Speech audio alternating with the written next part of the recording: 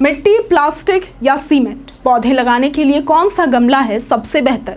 आज हम एक ऐसे विषय पर बात करने वाले हैं जो हर गार्डनिंग लवर के मन में कभी ना कभी जरूर आता है। कौन सा गमला पौधों के लिए सबसे अच्छा होता है? अगर आप भी अपने घर की बालकनी, छत या बगीचे को हरा भरा बनाना चाहते हैं और पौधों के लिए सही गमले को लेकर उलझन में हैं, तो ये वीडियो आपके लिए ही है। जब हम मार्केट में गमले खरीदने जाते हैं तो हमारे सामने कई तरीके के ऑप्शंस होते हैं, प्लास्टिक, सीमेंट और मिट्टी के गमले। इसके साथ ही आजकल ग्रो बैग्स का ट्रेंड भी काफ़ी ज़्यादा बढ़ गया है, मगर ग्रो बैग ज़्यादातर बड़े प्लांट्स या फिर टेरेस गार्डनिंग के लिए उपयुक्त होते हैं। इसलिए आज हम बात करेंगे सिर्फ 3 प्रमुख गमलों की, जो है प्लास्टिक, सीमेंट और मिट्टी, और जानेंगे कि इनमें से किसे चुनना आपके पौधों के लिए सबसे बेहतर रहेगा। तो सबसे पहले बात करते हैं प्लास्टिक के गमलों की। तो प्लास्टिक के गमले आजकल सबसे ज़्यादा प्रचलन में हैं। इसका सबसे बड़ा फ़ायदा है कि ये हल्के और सस्ते होते हैं। अलग अलग कलर और डिज़ाइन में ये आसानी से मिल जाते हैं, जिससे आप अपने गार्डन को सजावटी लुक भी दे सकते हैं। लेकिन ध्यान देने वाली बात यह है कि प्लास्टिक के गमले बहुत ज़्यादा धूप सहन नहीं कर पाते। अगर गमला 6 से 8 घंटे तेज़ धूप में रहेगा तो प्लास्टिक गर्म हो जाता है और इससे पौधों की जड़ों को नुकसान भी हो सकता है।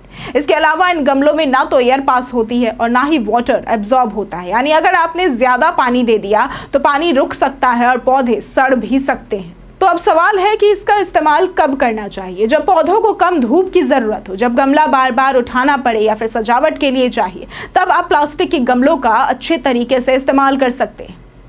दूसरा है सीमेंट के गमले। सीमेंट के गमले मजबूत और टिकाऊ होते हैं। एक बार ले लिया तो ये 4-5 साल आराम से चलते हैं। पौधे इनमें अच्छी तरह से ग्रो करते हैं क्योंकि ये बहुत स्थिर और मजबूत होते हैं। हालांकि ये काफ़ी भारी होते हैं, जिससे इनकी जगह बदलना मुश्किल होता है, खासकर जब मौसम बदलता है या फिर सफाई करनी हो। इसमें पानी कुछ हद तक एब्जॉर्ब होता है, लेकिन हवा का फ्लो नहीं हो पाता, यानी कि रूट्स को ऑक्सीजन मिलना थोड़ा कठिन हो जाता है।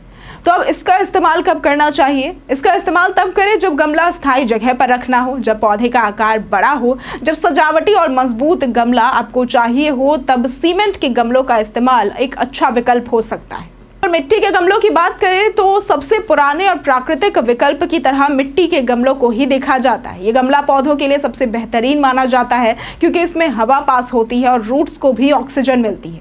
इसके अलावा अगर पानी ज़्यादा हो जाए तो ये गमला उसे सोख लेता है, जिससे रूट रॉट की संभावना कम हो जाती है, यानी ये पौधों के लिए एक नेचुरल एनवायरनमेंट क्रिएट करता है। लेकिन इसके सबसे बड़ी कमी ये है कि ये बहुत नाजुक होता है। एक हल्की सी टक्कर भी इसे तोड़ सकती है, इसलिए इसकी देखभाल बहुत ज़रूरी होती है। तो अब इसका इस्तेमाल कब करें? जब आप गमले की अच्छे से देखभाल कर सकते हो, जब पौधों को हेल्दी और नेचुरल ग्रोथ देनी हो, तब आप मिट्टी के गमलों का अच्छे से इस्तेमाल कर सकते हैं। तो दोस्तों, अब जब हमने तीनों गमलों की खूबियां और खामियां जान ली तो आपको फैसला करना थोड़ा आसान हो गया होगा। अगर आप सुंदरता और हल्के वजन को प्राथमिकता देते हैं तो प्लास्टिक गमले चुन सकते हैं। अगर आपको मजबूत और लंबे समय तक चलने वाला गमला चाहिए तो आप सीमेंट के गमलों का एक अच्छा इस्तेमाल कर सकते हैं। लेकिन अगर आपका लक्ष्य पौधों की सेहत और नेचुरल ग्रोथ है तो मिट्टी का गमला सबसे बेस्ट है। अगर आपको आज की ये वीडियो पसंद आई हो तो इस वीडियो को लाइक करें, शेयर करें और साथ ही हमारे चैनल को सब्सक्राइब करना ना भूलें। आज के लिए सिर्फ इतना ही। वीडियो हमारे साथ बने रहने के लिए धन्यवाद।